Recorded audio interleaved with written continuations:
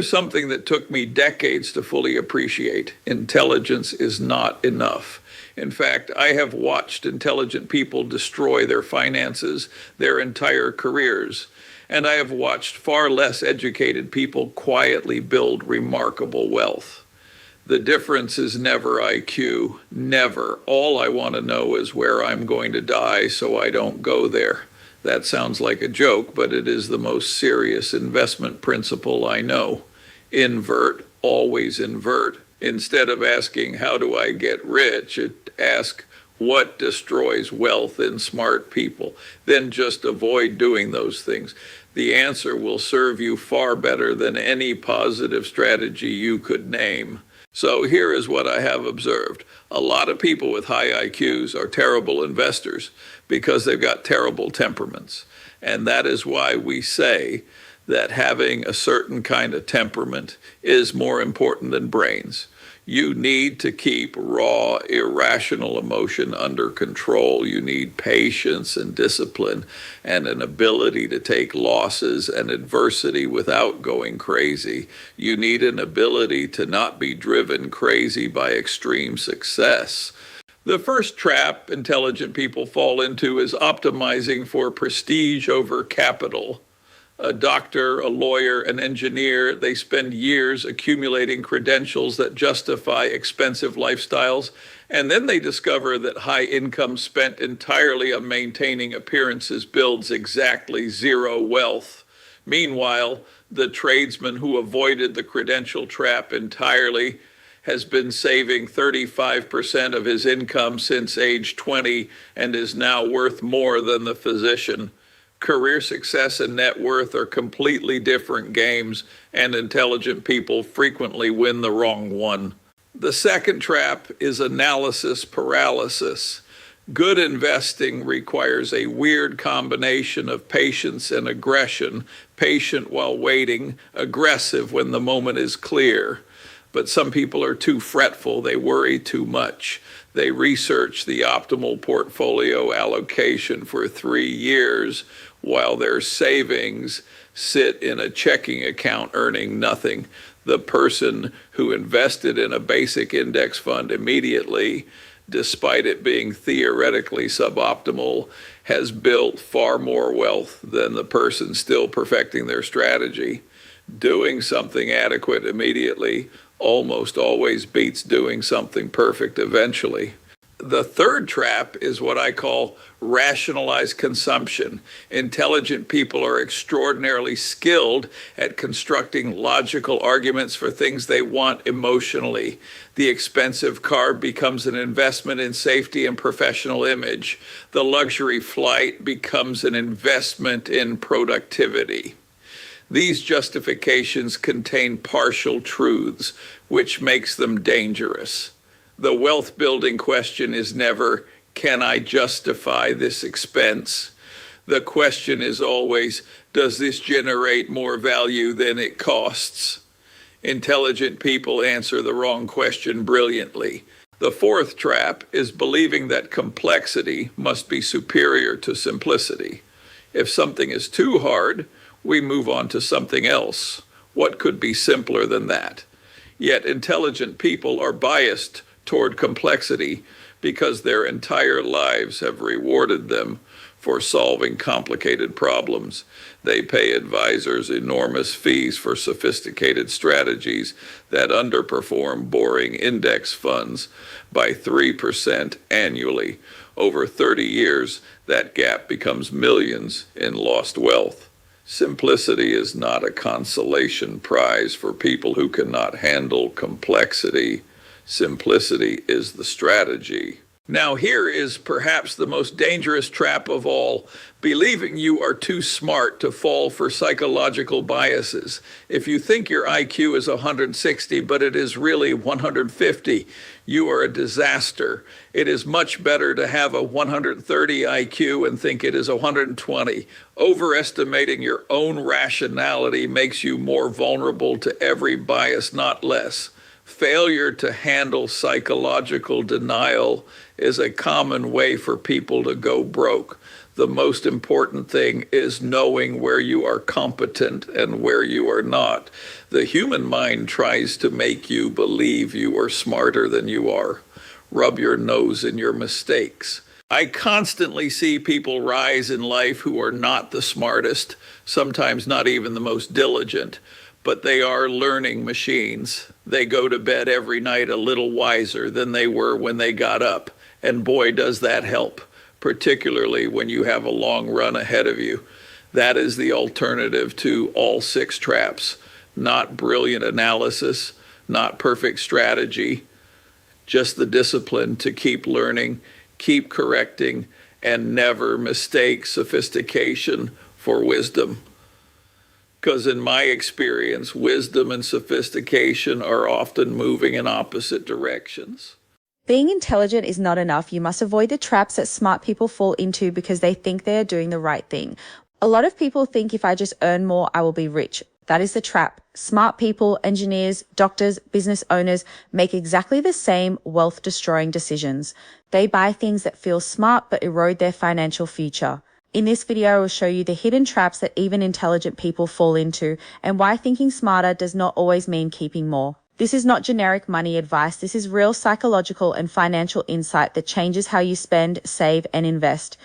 Welcome to Harper Mumbling. The central paradox of wealth building is that intelligence often works against accumulation rather than for it. Intelligent people are trained to solve problems through analysis, to optimize decisions through information gathering, to demonstrate competence through sophisticated choices.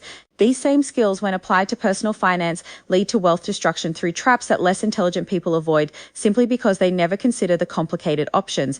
This video documents 6 specific traps that correlate with intelligence and education, traps that feel like smart decisions but systematically prevent wealth building. The first trap is optimizing all decisions for career advancement rather than capital accumulation, assuming career success automatically produces wealth. Smart people are taught that education leads to credentials. Credentials lead to prestigious jobs lead to high income, and high income leads to wealth. This chain breaks at the final link. High income does not lead to wealth if consumption matches or exceeds income. But intelligent people invest enormous time and money optimizing for career without ever questioning whether career success translates to net worth growth. A specific example demonstrates this trap. A lawyer spends 7 years in education accumulating $180,000 in student debt. She accepts a position at a prestigious firm paying $190,000 annually, but requiring 70-hour weeks in an expensive city. To maintain the professional image required, she spends $3,500 monthly on apartment in the right neighborhood, $800 on wardrobe, $600 on professional networking events and meals. Her student loan payments are $2,100 monthly. After taxes, her $190,000 becomes approximately $125,000 take home. Her lifestyle and debt service consume $108,000 annually, leaving $17,000 for savings and retirement. Compare this to someone who avoided the career optimization trap. A trades worker completes a 2-year technical program with $8,000 debt, earns a license, and starts working at age 20, earning $55,000 annually. By age 25, he earns $72,000. By age 30, he earns $85,000 running his own small operation. His peak income never reaches the lawyer's income, but his expenses are modest. He lives in a lower cost area, has no image to maintain, paid off his small debt immediately, and saves 35% of his gross income throughout his 20s. At age 32, the lawyer has $68,000 in net worth, mostly retirement accounts, with $140,000 remaining student debt, net negative $72,000. The trades worker has $240,000 in net worth, investments built over 12 working years with high savings rates and low expenses. The intelligent person optimized for career prestige and income. The less educated person optimized for capital accumulation and net worth. Decades later, the lawyer might have higher lifetime earnings, but the trades worker will likely have higher net worth because he avoided the trap of assuming career success equals wealth. The second trap is analysis paralysis, where intelligent people delay simple beneficial actions indefinitely while researching optimal approaches. Less intelligent people often build wealth faster, not because they make better decisions, but because they make adequate decisions quickly and let compound time work. Smart people research the perfect investment allocation, the optimal savings rate, the ideal asset location for tax efficiency, and while they research, years pass with no action. The person who invested in a basic index fund 10 years ago, despite it being theoretically suboptimal, has built more wealth than the person who is still researching the perfect portfolio. A software engineer earning $140,000 spent 3 years researching investment strategies before opening a brokerage account. He read books on portfolio theory, studied factor investing, analyzed tax loss harvesting strategies, compared expense ratios across providers, and built elaborate spreadsheets modeling different scenarios. During those 3 years, he kept his savings in a checking account earning 0%. 3 years times $30,000 annual savings equals $90,000 that sat idle. If he had invested that $90,000 in the most basic index fund on day one at 8% average returns, it would have grown to approximately $113,000. His quest for the optimal 0.5% improvement in strategy cost him $23,000 in real growth. Meanwhile, his less educated coworker did not understand factor investing or tax optimization. She opened a Vanguard account, put her money in a target date fund, set up automatic contributions, and forgot about it. 10 years later, her account had grown substantially, while the engineer's account, started 7 years later after exhaustive research, was significantly smaller despite his superior knowledge. Intelligence creates paralysis through excessive options. Simplicity creates wealth through consistent action. The third trap is using sophisticated reasoning to justify consumption as investment, turning expenses into fake assets through rationalization. Smart people are exceptionally skilled at constructing logical arguments for things they want emotionally. A $70,000 luxury car becomes a justified investment because it is safer for the family and more reliable, avoiding repair costs, projecting success that helps close business deals. A $4,000 business class flight becomes an investment in productivity because arriving rested allows better performance. A $2,500 executive coaching program becomes an investment in personal development with unmeasurable returns. All of these justifications contain partial truth, which makes them persuasive to the intelligent person constructing them. Yes, safer cars exist and matter. Yes, rest improves performance. Yes, personal development has value, but the rationalization obscures the wealth-building question. Does this expense generate more value than it costs? A $70,000 car might be marginally safer than a $35,000 car, but does that marginal safety improvement justify $35,000 in opportunity cost? That $35,000 invested at age 35 becomes $280,000 by age 65 at 8% returns. Are you $280,000 safer? Is the business class flight that costs $3,000 more than economy creating $3,000 in additional business value? Smart people build elaborate frameworks justifying consumption. Less intelligent people simply ask, can I afford this and still save my target percentage? The simpler question produces better wealth-building outcomes because it prevents rationalization. An entrepreneur earning $250,000 annually spent $85,000 on what he categorized as business development: conferences, first-class travel, expensive meals with potential clients, executive coaching, mastermind groups. His accountant noted most of these expenses were not even fully deductible. His net income after these investments in his business was $165,000. He saved $15,000 that year. His less sophisticated peer earning $90,000 categorized nothing as investment that did not directly generate measurable revenue. She saved $31,000 that year. The smart person used intelligence to justify consumption. The simple person avoided the trap and built more wealth. The fourth trap is believing that complex strategies must be superior to simple ones, which leads to expensive mistakes disguised as sophisticated decisions. Intelligent people are biased toward complexity because their entire lives have rewarded them for solving complex problems. In finance, this bias is systematically exploited by an industry that sells complexity at high cost. Smart people think, if I am smart and this strategy is complex, it must be better than the simple thing everyone else does. This logic is exactly backward in investing. A physician earning $320,000 annually hired a financial advisor who constructed a complex portfolio including alternative investments, structured notes, tactical allocation funds, and individual stock picks based on fundamental analysis. The total fees, including advisor fees, fund expenses, and trading costs, approached 2.5% annually.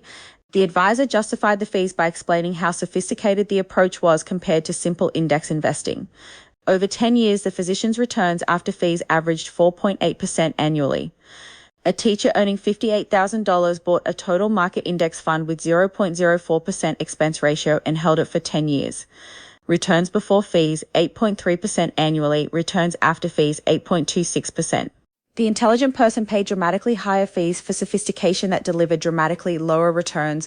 The simple person used the most boring possible strategy and outperformed by 3.46% annually. Over 30 years on a $500,000 portfolio, that difference compounds to approximately $1.8 million in lost wealth. Smart people fall for complexity because it makes them feel their intelligence is being utilized. Millionaires avoid this trap by recognizing that in investing, simple usually beats complex after fees, and definitely beats complex when you account for behavioral mistakes. Complicated strategies induce. The fifth trap is believing you are too smart to fall for common psychological biases, which makes you more vulnerable to them. Intelligent people study cognitive biases, learn about loss aversion and recency bias and anchoring, and then assume this knowledge makes them immune. It does not. Knowing about a bias and avoiding it in real-time decisions are completely different skills. Smart people who understand sunk cost fallacy still hold losing investments too long because selling means admitting the initial decision was wrong, and intelligent people hate admitting mistakes. They understand confirmation bias but still seek information supporting positions they have already taken rather than genuinely testing them.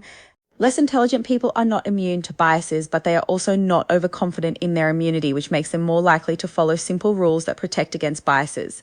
Buy and hold removes the need to overcome loss aversion on every market drop. Automatic investing removes the need to overcome fear during volatility. Simple rules work because they do not require resisting psychological forces in the moment. Smart people think they can resist through willpower and intelligence.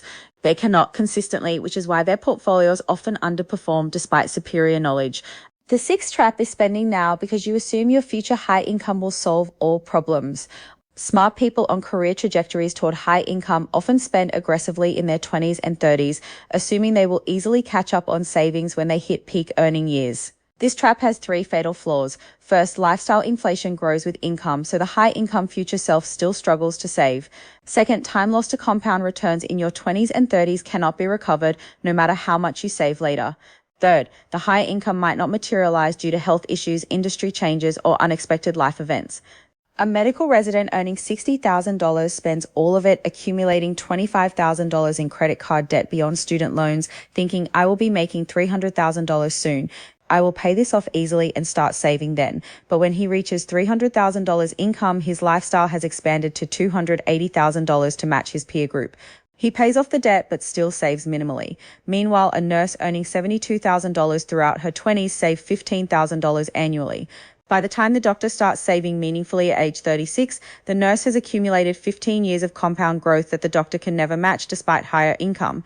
These six traps share a pattern. They all involve intelligence being weaponized against wealth building rather than for it. Smart people fall into them precisely because they are smart enough to construct convincing justifications, to believe complexity must be superior, to assume knowledge equals immunity from bias, to optimize for career over capital, to delay action while researching perfection, and to justify consumption as investment.